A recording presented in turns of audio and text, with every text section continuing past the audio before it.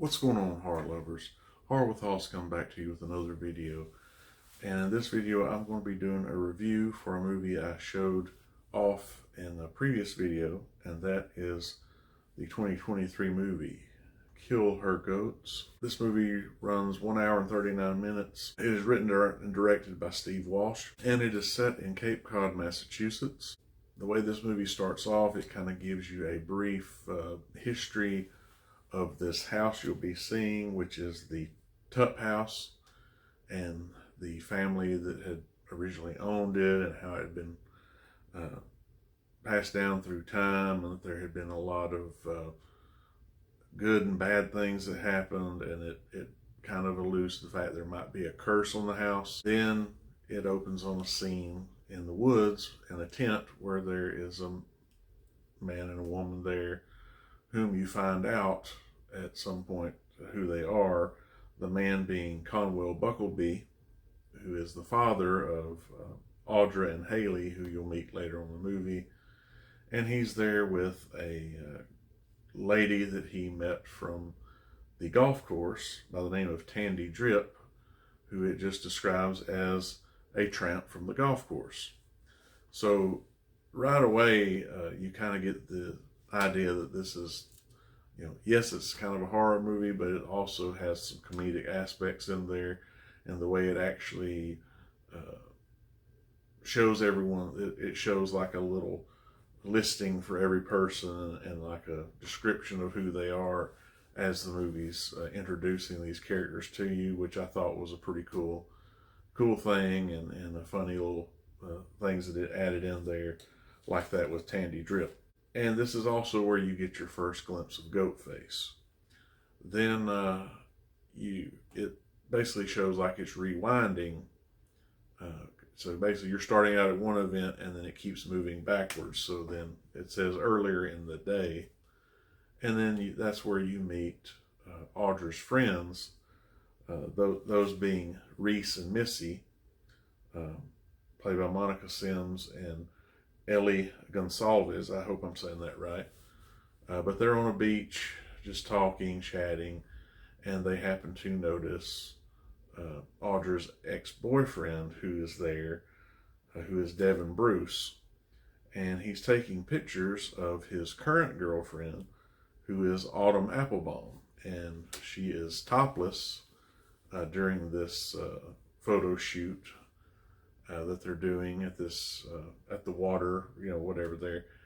And that's how you get your opening credits and actually closing credits later of this same scene of him taking these pictures of Autumn Applebaum, who's played by Amberly West, whom it lets us know later was the last nude model that Playboy had, which again, I wasn't aware of that, but it does let you know that in the movie. Introduces us to those characters, and then it yet again rewinds back to earlier that day again, it says. And that's where you get to meet Audra, the main star of the movie, who's played by Ariel Racine. I believe that's how you say her name. And she is a recent college graduate who has been gifted this house, the Tupp house, by her father. Now you learn in a conversation that Devin had with Missy that he doesn't like that she's getting this house because he feels it belongs to his family, because he says that in some way or another they're related to the actual Tupp family, who had all died out many years previously. So you get the idea that he's not happy about her having that house. And basically Missy's telling him, get over it, and it is what it is. So you meet Audra, and she's basically getting all her groceries in. This is her first time she's coming to the house. She's ready to settle in, basically. And the big part of the movie is just that fact. You see her going from room to room, checking out different parts of the house, and eventually her best friends, being Reese and Missy, show up, and that's where the bulk of the action happens, is at the house. And one thing's for sure, if you're looking for nudity in this film, you are going to get it, because basically 2 minutes into the movie, when you see Tandy and Conwell, you see boobs within the first 2 minutes.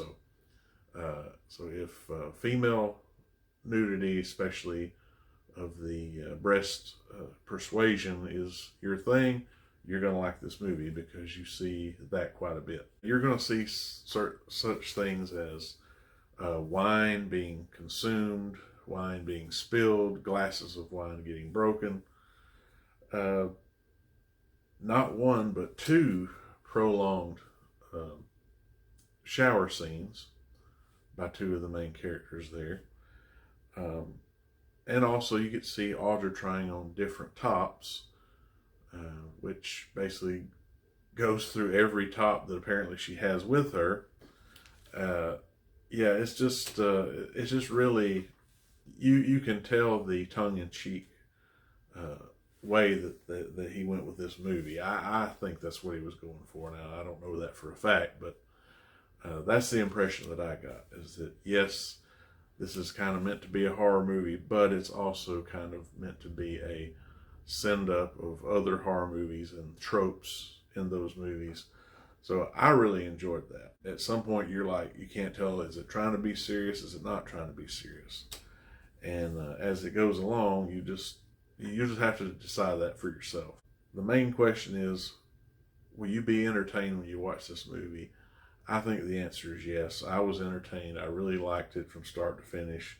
I'm not going to give any more information away. I don't think I gave too much away there. It's very, very fun, and like I said, getting to see Kane Hodder, who he's the one who plays Goatface.